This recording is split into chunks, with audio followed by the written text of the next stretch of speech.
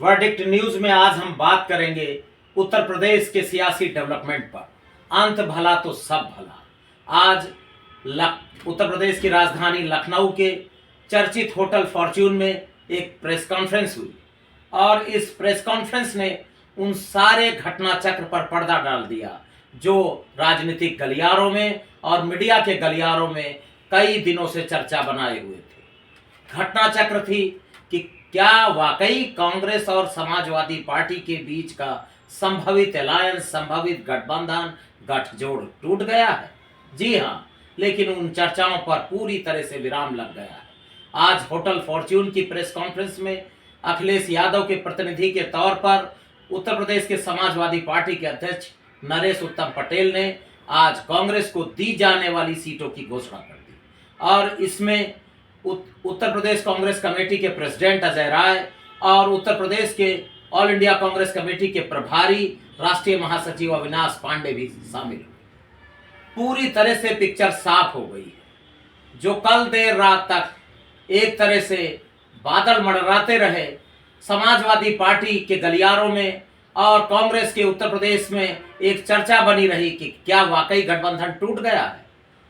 Secular मिजाज के लोग और जो लोग भारतीय जनता पार्टी के खिलाफ एक बड़ा बृहद ग्रैंड अलायंस की चर्चा कर रहे थे, वो सत्य में थे, निराशा में थे। लेकिन अंत भला तो सब भला, जो मैंने शुरुआत में कहा, फिलहाल गठबंधन हो गया और गठबंधन में बड़ा प्रयोग ये हुआ है कि उत्तर प्रदेश में समाजवादी पार्टी ने कांग्रेस को 17 लोकसभा सीटें दी हैं।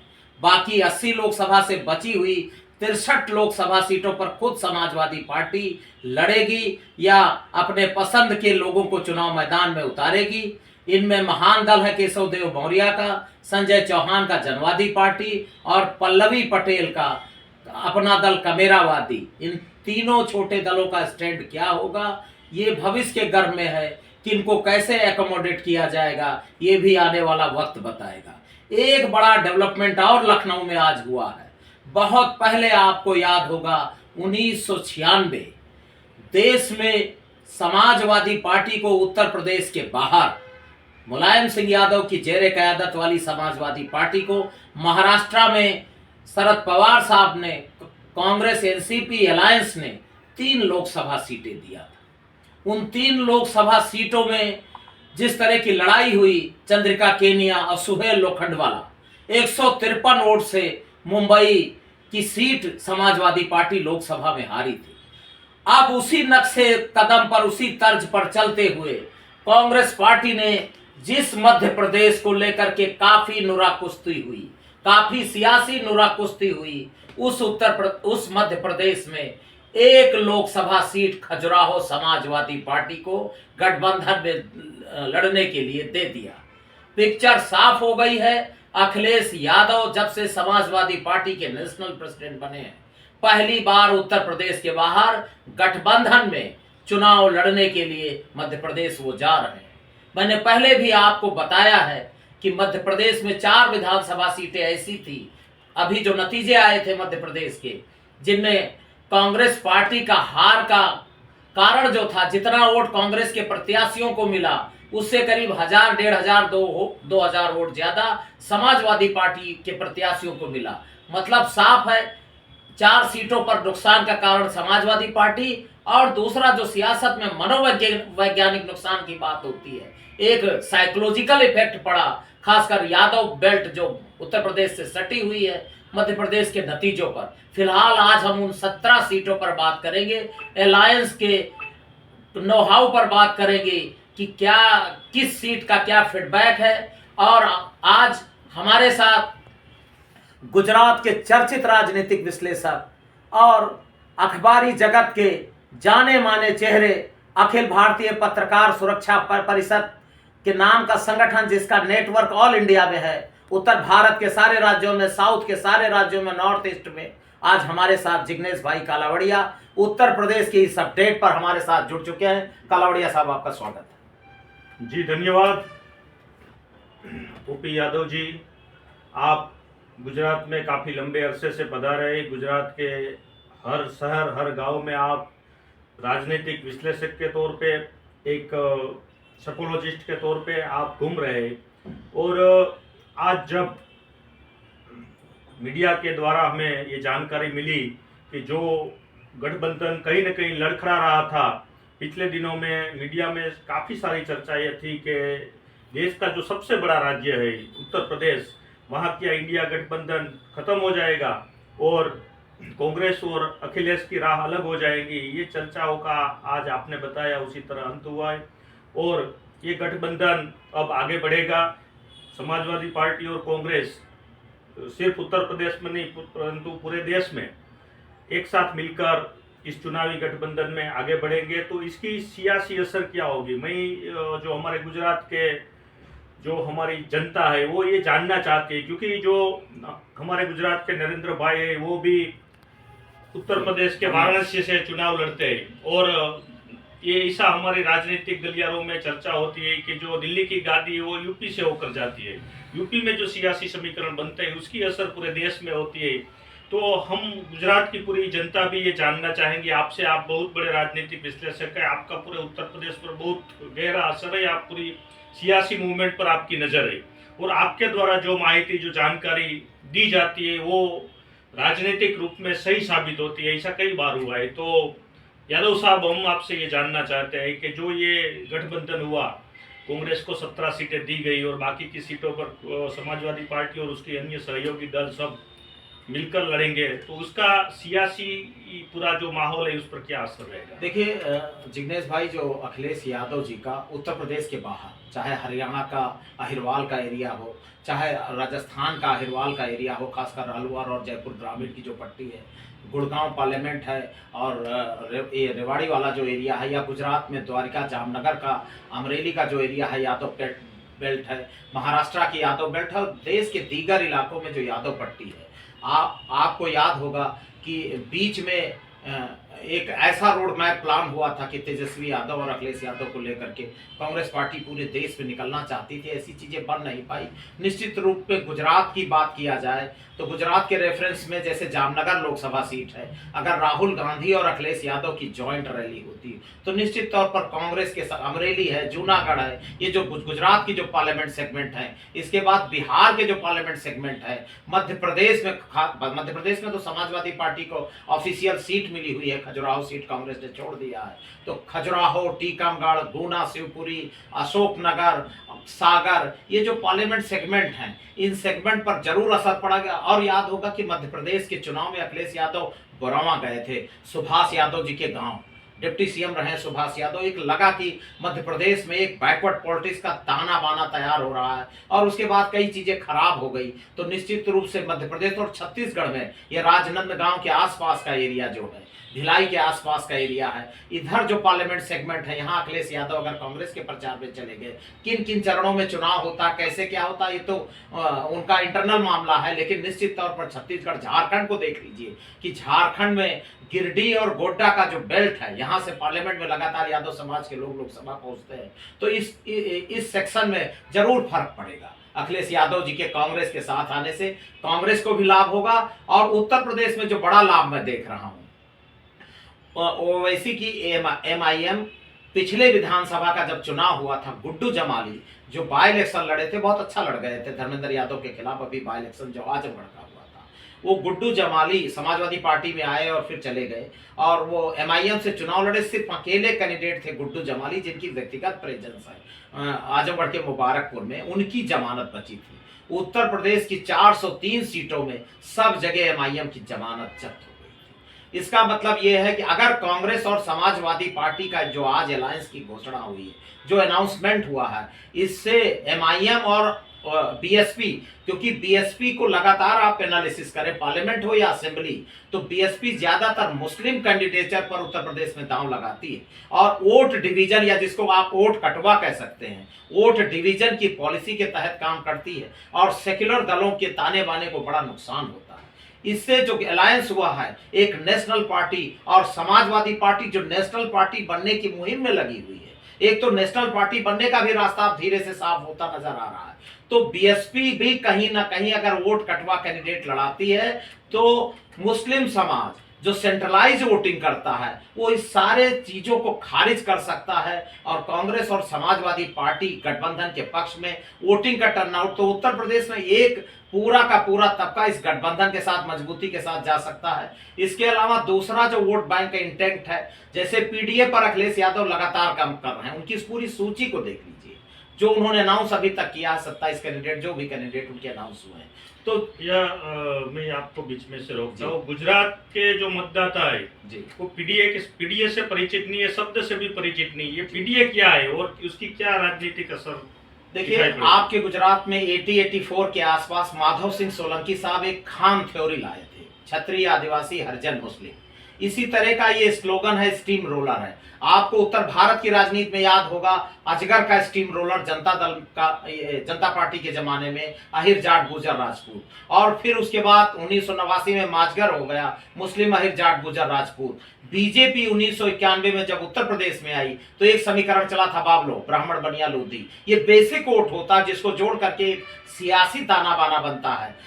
पिछड़ा, दलित और अल्पसंख्यक, ओबीसी, बैकवर्ड, दलित और माइनॉरिटी, लघुमती जिसको आप कहते हैं, मिला करके एक ताना बाना, इस पर अखिलेश यादव काम कर रहे हैं और उस पे एक काफी उन्होंने होमवर्क किया है। और अब कांग्रेस के आने के साथ अब अखिलेश यादव, चूंकि मुलायम सिंह यादव भी अपने राजनीतिक जीवन में 54% बैकवर्ड पर लगातार काम करते रहे, तो अब स्थितियां क्या बनेगी। और देश में प्रधानमंत्री खुद ओबीसी तबके से आते हैं, तो जो चुनावी नुरा कुश्ती होगी बड़ी रोमांचक होगी और उत्तर प्रदेश के नतीजे देखने लायक होंगे। कांग्रेस को समाजवादी पार्टी ने उत्तर प्रदेश में 17 सीट दी है। कांग्रेस थोड़ी और ज्यादा 20 से ज्यादा सीटों की मांग कर रही है जी।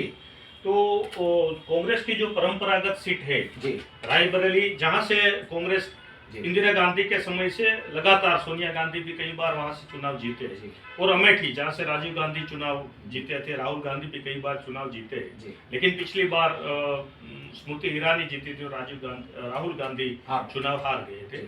तो ये दोनों परंपरागत सीट के अलावा दूसरी 15 सीट और कांग्रेस को अभी समाजवादी पार्टी की ओर से दी गई है।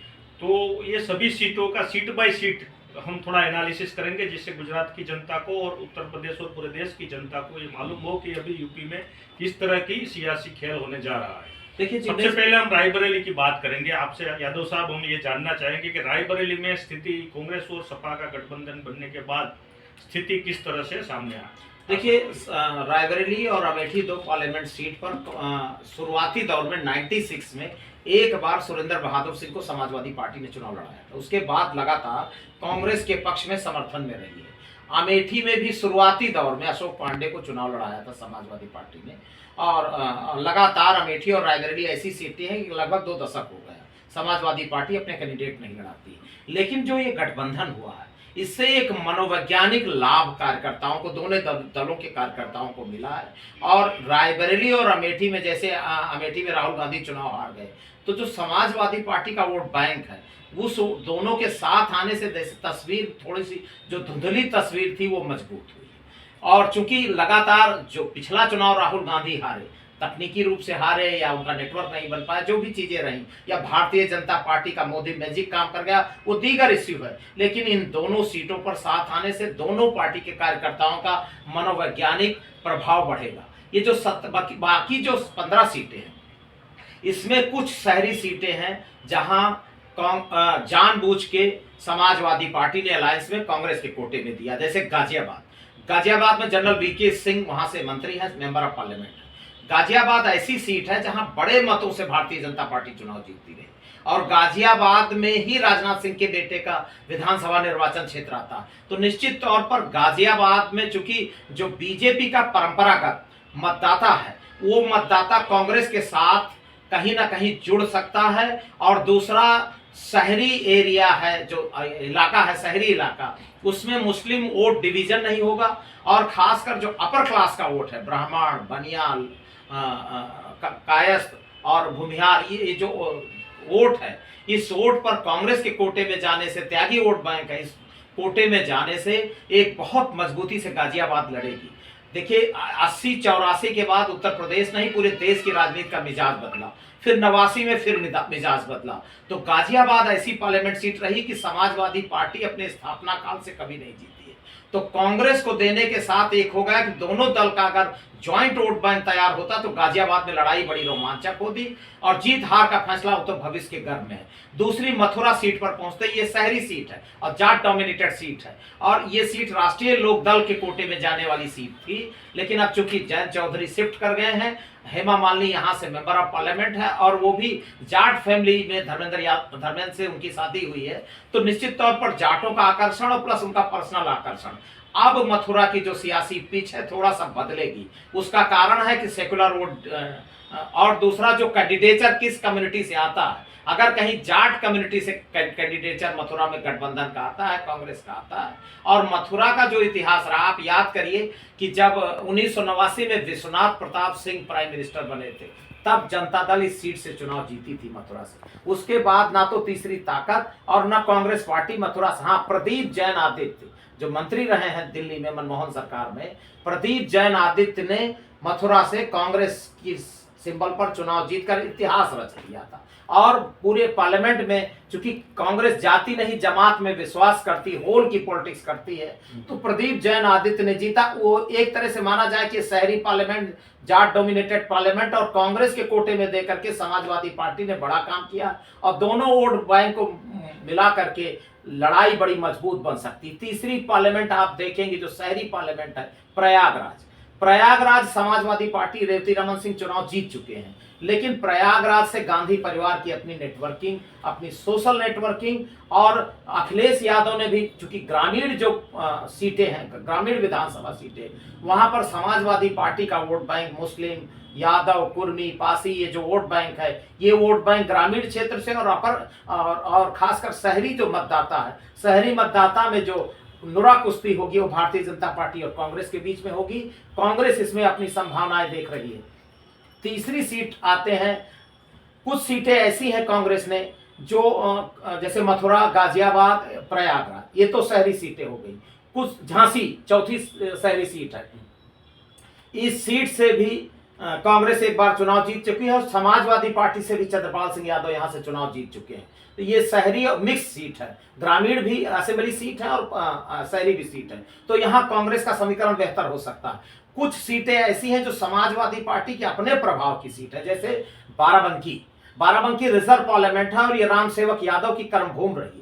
लगातार 1952 से बाराबंकी रामसेवक यादव एमपी होते रहे और रिजर्व होने के बाद एक बार कमला प्रसाद रावत 84 में, 80 में और इसके बाद बीच में एक बार पीएल पुनिया। तो कांग्रेस 3 बार यहां चुनाव जीती। ज्यादातर रामसागर रावत यहां 4 बार member of parliament Samajwadi party से रहे। तो निश्चित तौर पर यह सीट समाजवादी टेस्ट की सीट है, लेकिन वॉकओवर दिया है अखिलेश यादव ने। और यहां से जो चर्चा है कि पीएल पुनिया या उनके बेटे तनुज पुनिया चुनाव लड़ सकते हैं। कांग्रेस पिछला भी पार्लियामेंट के चुनाव के नतीजे आप एनालिसिस करेंगे तो करीब 1.5 लाख का वोट मिला था कांग्रेस को। पुनिया साहब यहाँ व्यक्तिगत बहुत मजबूत हैं और अपर क्लास में भी उनका एक ऑरा है, उसका लाभ लेने के चक्कर में गठबंधन है। और निश्चित तौर पर बाराबंकी में अपनी सीट दिया है अपनी। और दूसरी बांसगांव पार्लियामेंट, गोरखपुर से सटी हुई बांसगांव रिजर्व पार्लियामेंट है और ये सीट भी आपको याद होगा ओम प्रकाश पासवान के बेटे कमलेश पासवान यहाँ से एमपी रहे, बीजेपी से एमपी है। ये सीट सुभावती पासवान एमपी हुआ करती थी पूरन देवी के जमाने में। तो ये सीट समाजवादी पार्टी के आभा मंडल की सीट है, लेकिन गठबंधन हो सकता है, आलोक प्रसाद यहां से कैंडिडेट हो और कांग्रेस के कोटे में देकर के यहां पर भी समाजवादी पार्टी ने वॉक ओवर दिया है। देवरिया पार्लियामेंट ये समाजवादी पार्टी के प्रभाव की सीट है। मोहन सिंह यहां से कई बार मेंबर ऑफ पार्लियामेंट रहे, लेकिन ये भी सीट समाजवादी पार्टी ने कांग्रेस के कोटे में देकर कांग्रेस को अपने ग्रामीण क्षेत्र में वॉक ओवर दिया है। चौथी सीट महाराजगंज भी समाजवादी पार्टी के आभा मंडल की सीट है, लेकिन एक बड़ा डेवलपमेंट यह है कि कांग्रेस के उत्तर प्रदेश में 2 विधायक हैं, उसमें से एक विधायक वीरेंद्र चौधरी महाराजगंज पार्लियामेंट के अंतर्गत फरिंदा से विधायक भी सिटिंग विधायक हैं। तो एक बड़ा डेवलपमेंट है। कुंवर अखिलेश सिंह यहाँ कई बार एमपी रह चुके हैं समाजवादी पार्टी से और 80-84 के बाद कांग्रेस का कोई इतिहास महाराजगंज जीतने का नहीं है। एक बार कर्जा माफी के दौर में हर्षवर्धन सिंह जी जीते, उनकी बेटी सुप्रिया श्रीनेत कांग्रेस की नेशनल स्पोक्स पर्सन है और चर्चा है कि कांग्रेस उन्हीं को महाराजगंज से पार्लियामेंट का चुनाव उतारेगी। जी यादव जी, आपने जो बताया कि समाजवादी पार्टी ने अपने प्रभाव की कुछ सीटें जी कांग्रेस को दे दिए, जी, तो कांग्रेस का कुछ हम जानते हैं कि पिछले चुनावों में 2009 को अगर हम छोड़ दें जी तो 2009 के बाद कांग्रेस का उत्तर प्रदेश में कोई ज्यादा जनाधार बचा नहीं है। जी पिछली विधानसभा में भी कांग्रेस कुछ नहीं कर पाई जी थी जी और कांग्रेस का वोट शेयर भी बहुत डाउन हो चुका है, 2 अंकों में भी नहीं, हम जानते हैं। जी फिर भी 17 सीटें समाजवादी पार्टी ने दी है, तो अब आप देखते हैं कि इसमें शहरी क्षेत्र की भी कुछ सीटें हैं। जी तो आप क्या संभावना देखते हैं, कांग्रेस 17 में से तकरीबन कितनी सीट की उसकी जीत की संभावना है, कितनी सीट ले जा सकती है? देखिए, Fatehpur Sikri Raj Babbar member of parliament रहे हैं, मथुरा कांग्रेस की टेस्ट की रही, झांसी भी रही है। ये 3 जो शहरी सीटें यहाँ बड़ी रोचक लड़ाई बन सकती है। गाजियाबाद तो बहुत दूर की कौड़ी है, भाजपा की वो बिल्कुल प्रभाव की सीट है। लेकिन जो ग्रामीण सीटें समाजवादी पार्टी ने दिया है, अगर वोट यूनाइट हुआ, सेकुलर वोट यूनाइट हुआ, और जो अखिलेश यादव पीडीए की बात करते हैं, मैं उदाहरण के तौर पर पीएल पुनिया बाराबंकी के कैंडिडेट हैं, ठीक है, और या उनके बेटे, तो अपर क्लास का खासकर जो बीजेपी का मतदाता है वो भी मतदाता पुनिया साहब को पसंद करता है। सुप्रिया श्रीनेत राजपूत समाज से आती हैं, जो बीजेपी को मतदान करने वाला मतदाता है वो भी सुप्रिया श्रीनेत की फिलोसॉफी ले लीजिए कि उनकी पढ़ाई लिखाई, उनके कार्य करने की क्षमता को पसंद करता है। अब कैंडिडेचर बड़ी चीज है। अब एक जो लड़ाई की जड़ थी कि अखिलेश यादव कुछ अपने कैंडिडेचर को इन 17 सीटों पर लड़ाना चाहते हैं, क्योंकि ये चर्चा है कि कांग्रेस के पास अपने कैंडिडेचर नहीं है। बनारस में डॉक्टर राजेश मिश्रा होंगे कि अजय राय होंगे, महाराजगंज में सुप्रिया श्रीनेत होंगी। कुछ ये 17 सीटों में कुछ ही सीट ऐसी हैं जहां उनके पास कैंडिडेट हैं, जैसे प्रदीप जैन आदित्य। कुछ ही सीटों पर उनके पास इमरान मसूद है सहारनपुर। अब यह है कि इमरान मसूद अभी समाजवादी पार्टी में आए और समाजवादी पार्टी ने उनको टिकट न देके सैनी साहब को दे दिया, वो नाराज हो गए, फिर कांग्रेस में गए और उन्होंने राहुल गांधी की बड़ाई किया। तो निश्चित, लेकिन इमरान, ये सहारनपुर की बात रह गई थी, सहारनपुर भी समाजवादी पार्टी जीत चुकी है और उनके चाचा रशीद मसूद जो भारत सरकार में मंत्री रहे हैं, चौधरी साहब के नजदीकी लोगों में हुआ करते थे, वो वहां से मेंबर पार्लियामेंट रहे हैं। तो जैसे सहारनपुर की सीट, अमरोहा पे आते हैं, अमरोहा मुस्लिम डोमिनेटेड सीट है, लोधी डोमिनेटेड सीट है। अमरोहा में दानिश अली गठबंधन में चुनाव जीते थे, अब वो कांग्रेस के खेमे में है। अगर दानिश अली चुनाव लड़ते हैं और गठबंधन मजबूती से चुनाव लड़ता है तो मुस्लिम और प्लस दलित, ओबीसी और जो और तबका है मिलाकर के अमरोहा में बहुत मजबूत लड़ाई। लेकिन ये भी समझिए कि वॉकओवर दिया है समाजवादी पार्टी ने। तो मैं मानता हूं कि सहारनपुर, अमरोहा, बाराबंकी, देवरिया, बांसगांव, ये कुछ, सीतापुर से समाजवादी पार्टी से मुख्तार अली साहब एमपी हुआ करते थे। 89 के पहले यहां कांग्रेस जनार्दन मिश्रा पहले जीती है। 89 के बाद कांग्रेस का कोई इतिहास ही नहीं सीतापुर जीतने का। समाजवादी पार्टी ने अपनी सीट को कांग्रेस को वॉकओवर दिया है इस पर लड़ने के लिए। तो अब कैंडिडेचर कौन होंगे? क्या वो समाजवादी पार्टी से उधार के कैंडिडेट होंगे या कांग्रेस अपनी ही नर्सरी में, अपनी ही गांधीवादी नर्सरी से निकले लोगों को लड़ाएगी? ये भविष्य के घर में है, नतीजे उसको भी परिभाषित करें। यादव साहब, आपने कांग्रेस के बारे में तो जानकारी दी जी, लेकिन जो ये गठबंधन हुआ है उसमें 17 सीटें कांग्रेस लड़ेगी, तो बाकी की 63 सीटें उस पर समाजवादी पार्टी या उसके साथ जुड़े हुए दल के कैंडिडेट उतरेंगे। तो इसको, इस गठबंधन से किस तरह का फायदा मिल सकता है कांग्रेस के साथ आने से? जो बाकी की 63 सीटें उसमें कितनी हमारी देखिए, जो 63 सीटें हैं, जैसे बीएसपी गठबंधन, बीएसपी के पिछले पार्लियामेंट में जो नतीजे आए, 5 सीटें समाजवादी पार्टी जीती थी और बाकी सीटें 10 सीटें बीएसपी जीती थी। तो और 1 सीट सोनिया जी रायबरेली से जीती। 16 पार्लियामेंट अपोजिशन के खेमे में थी। एक सबसे पहले तो आप देख लीजिए कि दानिश अली बीएसपी को छोड़ करके कांग्रेस के साथ अमरोहा में है। अफजाल अंसारी को समाजवादी पार्टी ने गाजीपुर से सिंबल दे दिया है, ठीक है। तो सबसे बड़ी चीज ये है कि बहुत सारे लोग, जैसे एक स्वामी प्रसाद मौर्य का डेवलपमेंट हो रहा था, वो निश्चित है कि वो बीजेपी के साथ नहीं जाएंगे।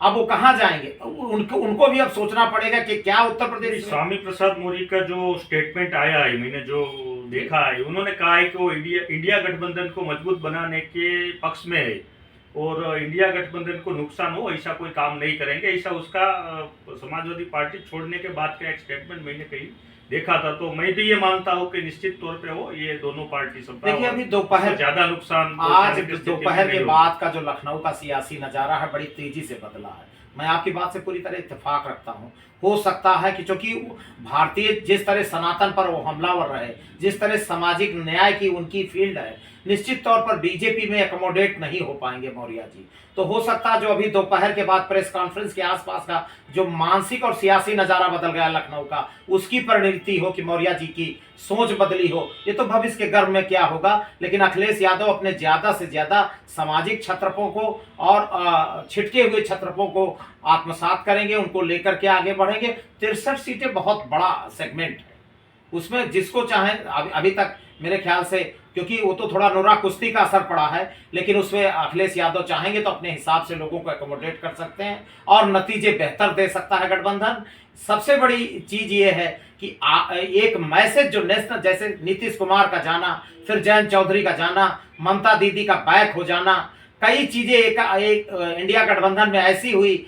लखनऊ की इस घटना से एक मैसेज, जो मैसेजिंग पॉइंट था वो मजबूत हुआ है। ये लगा कि इंडिया गठबंधन में अभी गंगा यमुना से बहुत पानी बहना बाकी है। ये मैसेज आज लखनऊ से हो। यादव साहब, हम जानते हैं कि 2019 का चुनाव सपा और बसपा साथ मिलकर लड़े थे और बसपा को 10 सीटें और सपा को 5 सीटें मिली थी। इस बार जो बहुत बड़े खिलाड़ी है बहन मायावती जी, वो इस गठबंधन में शामिल नहीं है।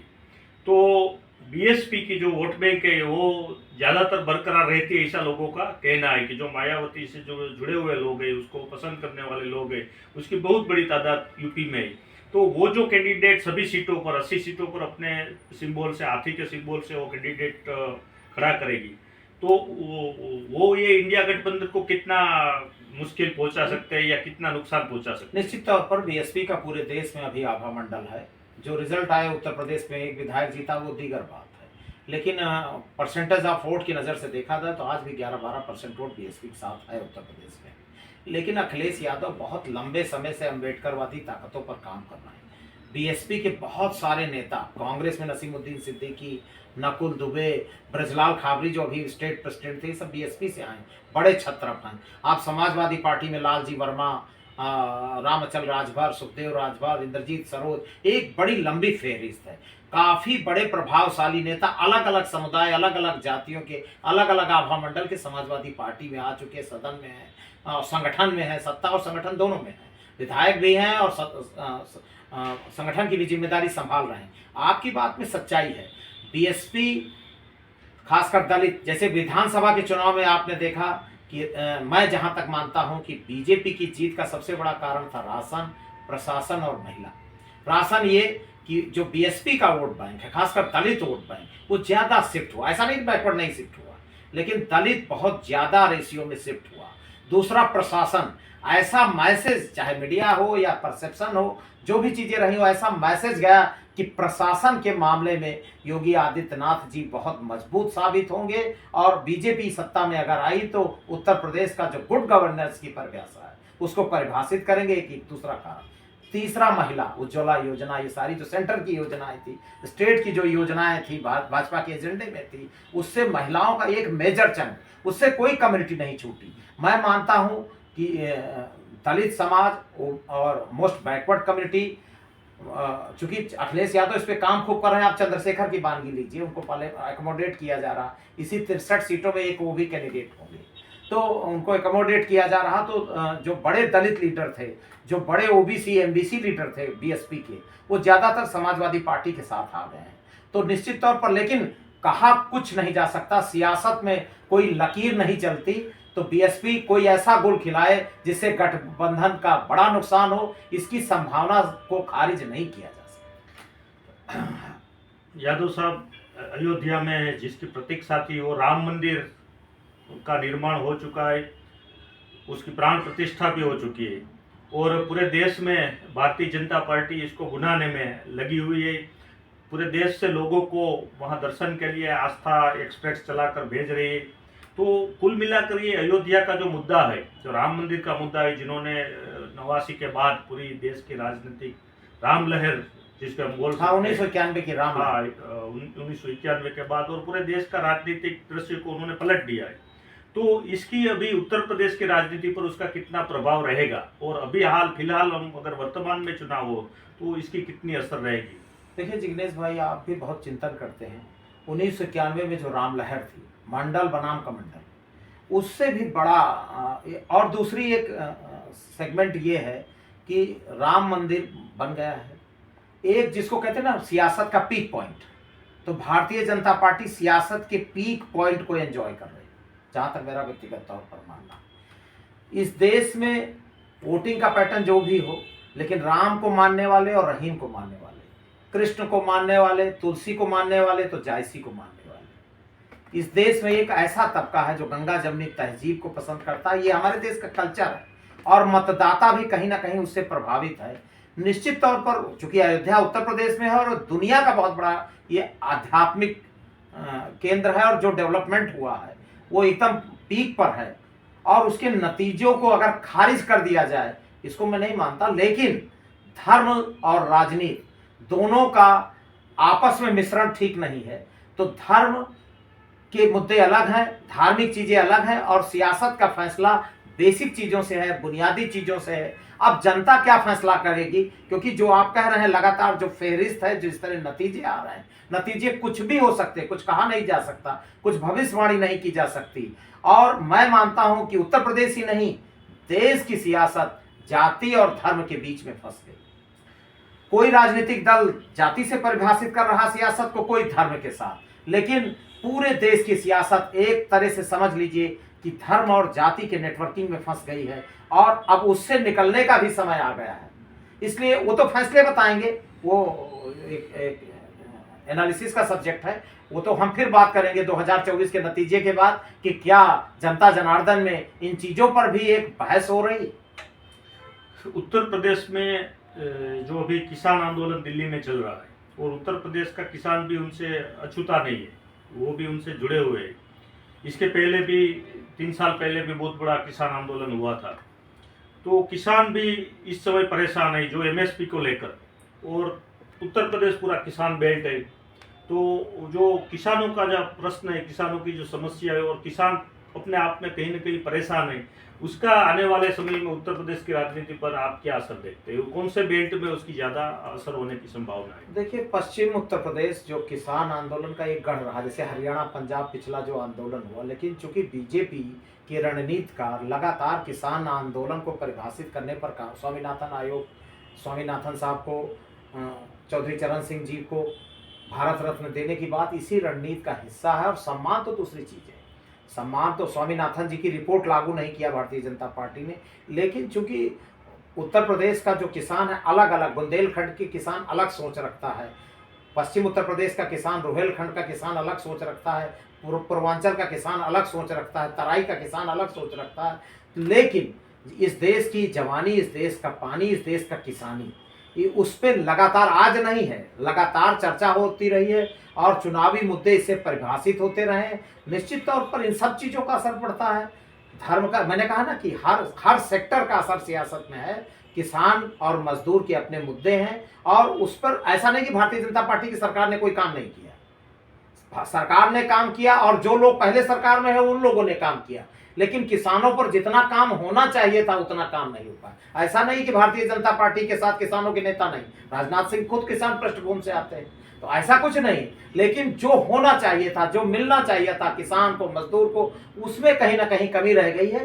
सरकारों का आने जाने का सिलसिला चलता रहेगा, और किसानों का मेरा पर काम सारी सरकारें करती हैं और करना पड़ेगा, और ये देश की मजबूरी है और त्रासदी भी है अगर आप काम नहीं कर रहे हैं, क्योंकि जो दिल्ली तक पहुंचा है वो किसान के घर से ही निकल करके पहुंचा। जो राजा साहब कहते थे किसानों के बारे में, राजा साहब हमेशा कहा करते थे कि किसान जब तक बूथ पर नहीं जाता है तब तक वो ब्राह्मण, ठाकुर, बनिया, ग्वाला, लाला की बात करता है, लेकिन जब वो बूथ पर जाता है किसान नहीं रह जाता, उसको अपनी जाति आती है, अपना धर्म याद आता है। और यही एक मूल कारण है कि किसान को जो उसको मिलना चाहिए था वो नहीं मिल पाया। ये बेसिक चीज है, ये सियासत से दूर की चीज। जी यादव साहब, आप भी किसान पृष्ठभूमि से आते हैं, मैं भी किसान पृष्ठभूमि से आता हूँ। तो आपने जो बताया कि देश की राजधानी धर्मों और जाति में की ओर शिफ्ट हो गई, और जो किसान और बाकी जो समस्याएं, जो मूल मुद्दे हैं लोगों की, जनता के, वो कहीं ना कहीं छूट गए हैं। तो आने वाले समय पर आप जो उत्तर प्रदेश की राजनीति को बहुत नजदीक से देखते हैं, तो अभी जो किसान आंदोलन में सीधा प्रश्न आपसे करना चाहता हूँ कि उत्तर प्रदेश के किसान इस सरकार, जो मोदी सरकार है, उनसे संतुष्ट है या नाराज है? देखिए अलग अलग सेक्शन है, पूरी तरह से नहीं नकारा नहीं जा सकता कि खुश है, और ये भी नहीं कहा जा सकता कि नाराज है। मैंने कहा कि अलग अलग टेम्परामेंट है, अलग अलग सियासी पृष्ठभूमि है, अलग अलग चीजें हैं। सरकारें कोई भी रहे, सरकार जब देखिए चौधरी चरण सिंह जी बहुत बड़े देश के किसान नेता हुए, लाल बहादुर शास्त्री जी ने किसानों पर बहुत काम किया। उत्तर प्रदेश में कई चीफ मिनिस्टर किसान परिवारों से आए, चाहे राजनाथ सिंह हो, चाहे मुलायम सिंह यादव हो, चाहे चौधरी चरण सिंह जी हो, बहुत सारे किसान ने घराने से ही किसान पृष्ठभूमि से लोग आए। तो लेकिन बेसिक चीज ये है कि किसान को जो मिलना चाहिए, जैसे आप एमएसपी दे दिए, जरूरी नहीं कि एमएसपी से पूरे देश के किसानों का सब भला हो जाएगा। ठीक है, आप कोल्ड स्टोरेज पे काम करने लगे। देखिए कि अब हिंदुस्तान के किसान को एक तो जो टेक्नोक्रेसी की बात होती है, टेक्नोक्रेसी से लैस होना पड़ेगा। आप उत्तर प्रदेश के पूर्वांचल के किसान को देखिए, सेंट्रल यूपी के किसान को देखिए, पंजाब के किसान को देखिए, आप गुजरात के चरोतर और भाल के किसान को देखिए। आप देखिए अलग अलग, जो मैं कह रहा हूं कि विंध्य में अलग मिलेगा, बुंदेलखंड में अलग मिलेगा, विदर्भ में अलग मिलेगा, सौराष्ट्र में अलग पोजीशन है, चरोतर में अलग है, भाल में अलग है, आप मिथिलांचल में जाएंगे अलग है, सीमा आप बिहार में देख लीजिए, कोसी सीमांचल की लहलहाती खेती खरियानी, और बीच में आ जाइए उत्तर प्रदेश में, जब विंध्याचल में पहुंचेंगे तो पहाड़ है, तो वहां किसान प्रभावित है, सिंचाई के साधन नहीं। तो मूलभूत जो किसानों की समस्या, स्वामीनाथन आयोग की रिपोर्ट लागू करने की मांग लंबे समय से क्यों हो रही है? इसलिए वो हो रही है कि उसमें, जैसे आप सच्चर कमेटी की बात करते हैं कि मुसलमानों का भला तब होगा जब सच्चर कमेटी की रिपोर्ट लागू होगी। 10 साल कांग्रेस सरकार में रही, कहां सच्चर कमेटी की रिपोर्ट लागू होगी? स्वामीनाथन आयोग की रिपोर्ट को लोग लगातार किसान आंदोलित है। ये कोई जरूरी नहीं कि भारतीय जनता पार्टी की सरकार में आंदोलन बहुत पहले से हैं, लेकिन सरकार किसानों पर, जवानों पर काम करे और उनके चेहरे पर मुस्कान आए, इसके लिए उसको रोड मैप बनाना पड़ेगा, काम करना पड़ेगा। और नहीं तो लोकतांत्रिक देश है, लोकतांत्रिक देश में सरकारों को खारिज भी किया जाता था, लगातार हुआ भी, आप देख भी रहे। राहुल गांधी भारत जोड़ो यात्रा उन्होंने पहला तबक्का किया था, दूसरे तबक्के में वो भारत न्याय यात्रा के माध्यम से अभी यूपी में है। और हम देख रहे हैं, मीडिया के माध्यम से हम देख रहे हैं कि बहुत अच्छा रिस्पॉन्स उसको उत्तर प्रदेश में मिल रहा है। वो काफ़ी संख्या में, काफ़ी बड़ी संख्या में लोग राहुल गांधी की सभाओं में, रैलियों में शामिल हो रहे हैं। और राहुल गांधी भी लगातार जाति जनगणना की बात कर रहे हैं, और SC ST OBC का जो प्रतिनिधित्व कहीं ना कहीं कम पड़ रहा है पूरी सिस्टम में। तो आज़ादी के बाद आज तक हम उसको पूर्ण रूप से प्रतिनिधित्व नहीं दे पाए, ये बात को बार बार दोहरा रहे।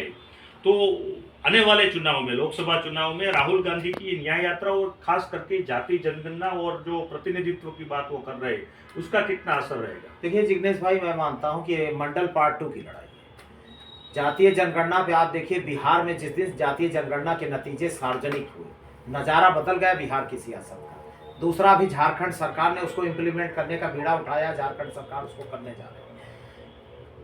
जो सामाजिक न्याय के प्रयोग धर्मी लोग थे, जो सोशल जस्टिस के प्रणेता लोग थे, उन लोगों का जन्म ही गैर कांग्रेसवाद से हुआ था। लेकिन आज राहुल गांधी उस रोड मैप को लेकर के आगे बढ़ रहे हैं, जो सामाजिक, कभी बिंदेश्वरी प्रसाद मंडल ने, कभी विश्वनाथ प्रताप सिंह, कभी झारखंडे राय ने, कभी डॉक्टर लोहिया ने सोचा था। इस राजनीति में स्थिति और परिस्थिति बदलती रहती है। राहुल गांधी का स्टैंड देश के OBC में, देश के दलित में, देश के माइनॉरिटी में, नतीजे क्या होंगे ये भविष्य के गर्भ में है। लेकिन निश्चित रूप से जिस तरह वो मेहनत कर रहे हैं, जिस तरह वो स्टैंड को लेकर के साफ है, उनको इसका लाभ मिलेगा, उनकी विचारधारा को, उनकी पार्टी को लाभ मिलेगा। आप देखिए अलायंस की जो हम लोग चर्चा करने बैठे हैं, अलायंस उत्तर प्रदेश में हुआ है, तो दोनों की तरफ एक राहुल गांधी की न्याय यात्रा को भी जबरदस्त समर्थन मिल रहा है, और जो PDA पखवाड़ा समाजवादी पार्टी कर रही है उसको भी जबरदस्त। जब आपका भाई अलायंस की बात पर जो मैंने निराशा की बात कही, जब आपका एजेंडा एक है, जब आपकी नीयत साफ है, तो आप उस एजेंडे पर आगे बढ़िए, और निश्चित तौर पर, और इसके लिए मैंडेट चाहिए। और उसके लिए दूसरी बात, राहुल गांधी की जो छवि है, एक सियासी व्यक्ति, एक मझे सियासतदान की जो छवि है, लगातार इस दूसरी यात्रा से दिख रही है। और इस देश में ऐसा नहीं, लाल कृष्ण आडवाणी की रथ यात्रा ही थी, आज भारतीय जनता पार्टी यहाँ पहुंच गई। इस देश में पदयात्रा, या चंद्रशेखर जी ने पूरे कश्मीर से कन्याकुमारी तक पदयात्रा किया, नज़ारा देश का बदल गया। तो इससे आपकी राजनीतिक छवि बनती है, आपकी प्रासंगिकता बनती है, और ये सुलभ है, आपके विचार जमीन तक जाते हैं, और इससे आदमी परिभाषित होता है, रेखांकित होता है। राहुल गांधी उसी नक्शे कदम पर। ठीक है, बहुत अच्छी तरह से आपने पूरी उत्तर प्रदेश की राजनीति और आज जो गठबंधन हुआ कांग्रेस और सपा का, उसके बारे में बहुत बढ़िया तरीके से सीट दर सीट जानकारी दी। हम और आप ऐसी ही चर्चा को आगे बढ़ाते रहेंगे। आपका बहुत बहुत धन्यवाद धन्यवाद। जिग्नेश भाई, धन्यवाद, नमस्कार।